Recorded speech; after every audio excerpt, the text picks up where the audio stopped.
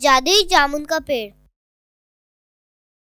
खड़गपुर गांव में दो भाई रहते थे, राजू और महेश। राजू बड़ा भाई था, लालची और स्वार्थी, जबकि महेश भोला भाला और मेहनती था।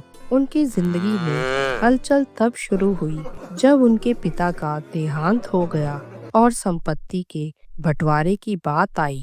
राजू ने अपनी चालाकी से संपत्ति का बड़ा हिस्सा हथिया लिया, जिसमें कि खेत, घर और बैल थे। सब राजू को मिला, जबकि महेश को केवल एक पुरानी बंजर जमीन, एक कुआं और एक छोटी सी झोपड़ी दी गई। महेश ने कुछ नहीं कहा। उसने सोचा कि भाईचारे में कोई खटास ना आए, इसलिए उसे जो मिला उसी में उसने सब्र कर लिया। बेटा महेश, इतना भोलापन अच्छा नहीं है। जो तूने अपने भाई की सब बातें मान ली, वो बहुत चालाक है। ना तो तूने खुद कुछ कहा और ना ही मुझे कहने दिया। माँ, तुम बेकार ही चिंता करती हो। भाई ने कुछ सोच समझकर ही बंटवारा किया होगा, मुझे कोई आपत्ति नहीं। परंतु महेश मन ही मन जानता था कि माँ ठीक कह रही है। वहीं दूसरी ओर राजू की पत्नी मंगला बहुत स्वार्थी और लालची थी। वह हमेशा चाहती थी कि महेश को जितना हो सके ठगा जाए। वह राजू को आए दिन भड़काती रहती थी। अजी, मैं तो आपको बहुत भोला समझती थी, पर आप तो बहुत चतुर निकले। अच्छा हुआ जो खेत और बैल आपने अपने पास रख लिए, वरना कल को जब महेश की शादी होती तो माँ जी ज्यादा हिस्सा अपने उस लाडले बेटे को ही दे देती। महेश ने अपनी बंजर जमीन को देखा और सोचा कि मेहनत करूंगा तो कुछ न कुछ जरूर मिलेगा। अब वह रोज कुएं के पास जाता, सफाई करता और अपनी बंजर जमीन पर खाद डालता, जिससे कि उसकी जमीन पर कुछ पौधे उग जाएं। तभी एक साधु बाबा महेश के पास आए। बेटा, यह जो बंजर जमीन है, यह कोई साधारण जमीन नहीं है। यहाँ बहुत समय पहले एक जादुई जामुन का पेड़ था। उसके जामुन इतने चमत्कारी थे जिससे कई बीमारियों का इलाज भी हो जाया करता था। लेकिन जैसे जैसे लोग लालची और मतलबी होने लगे तो वह पेड़ गायब हो गया है। अगर तुम सच्चे दिल से अपनी जमीन पर मेहनत करोगे तो हो सकता है वह जादुई जामुन का पेड़ फिर से प्रकट हो जाए। महेश ने उस साधु बाबा की बात मानी और उसने दिन रात मेहनत करके जमीन को उपजाऊ बनाया। कुछ दिनों बाद वहाँ एक जामुन का पेड़ प्रकट हो गया। अरे वाह, साधु बाबा की बात तो सच हो गई। मेरी मेहनत सफल हो गई। ये जादुई जामुन का पेड़ एक बार फिर से यहाँ प्रकट हो गया। महेश ने उन जामुनों का स्वाद चखा और पाया कि वे सामान्य नहीं हैं। मुझे इतने महीने हो गए पर इस जमीन से कुछ अनाज नहीं उगा। अब घर में राशन भी खत्म हो गया, तो सोचता हूँ क्यों ना इस जामुन के पेड़ के जामुन बाजार में बेचकर कुछ पैसे कमा लूं। महेश ने बिल्कुल वैसे ही किया।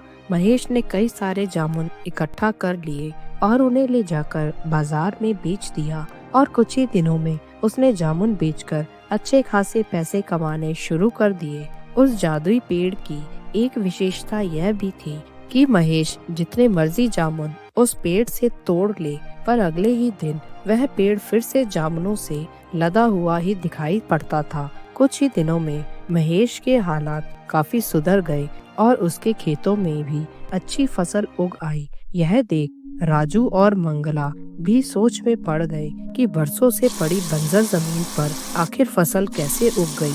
आप तो कहते थे आपने बंजर जमीन दी है महेश को, फिर उसकी जमीन पर हमारी फसल से ज्यादा अच्छी फसल कैसे उग पा रही है? जरूर आपसे कोई गलती हो गई है। कैसी बेकार की बातें करती हो मंगला। तुमने भी तो उस जमीन को कई बार देखा है। क्या वहाँ कभी फसल उग सकती थी? यह कुछ और ही चक्कर है। और वैसे भी उस जमीन में उसका अपना कुआं है, पानी की भी कोई दिक्कत नहीं है।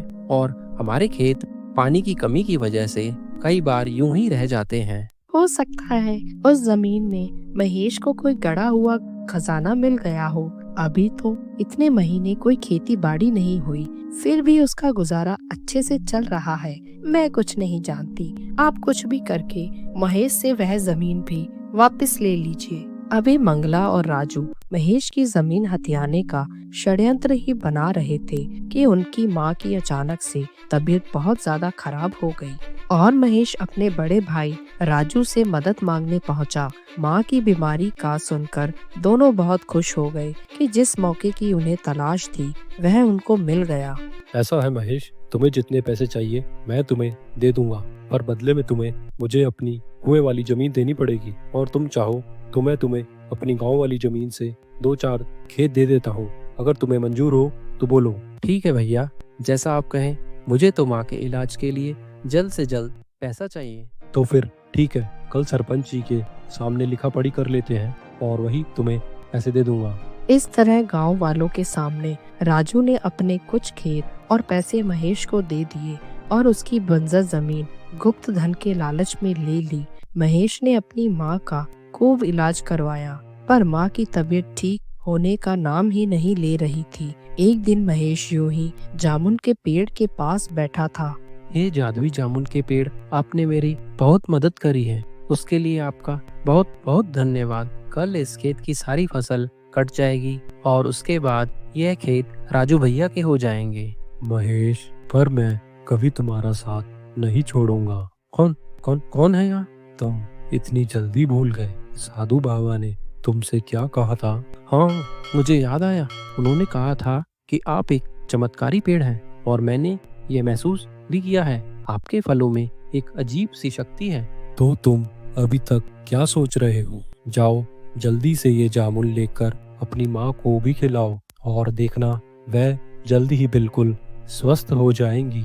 और एक बात सुनते जाओ, तुम्हारे भाई ने अधिक धन के लालच में तुमसे ये जमीन खरीदी है क्योंकि उसे लगता है यहाँ कोई गुप्त धन है। तुम सच्चे और ईमानदार हो, पर जरूरी नहीं हर कोई तुम्हारी तरह ही व्यवहार करे। सामने वाली की बुराई देखकर भी उसे अनदेखा करने की आदत बदल डालो।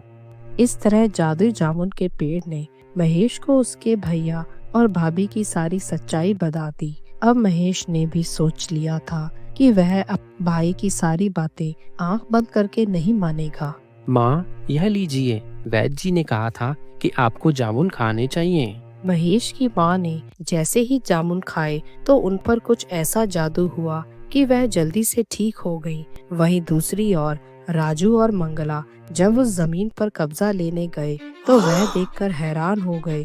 उस जमीन से जामुन का पेड़ गायब हो चुका था और जमीन पहले की तरह बंजर हो गई थी। अब तो राजू और मंगला दोनों सिर पकड़कर बैठ गए क्योंकि इस बार उन्होंने सरपंच के सामने पूरी लिखा पढ़ी के साथ महेश को जमीन दी थी।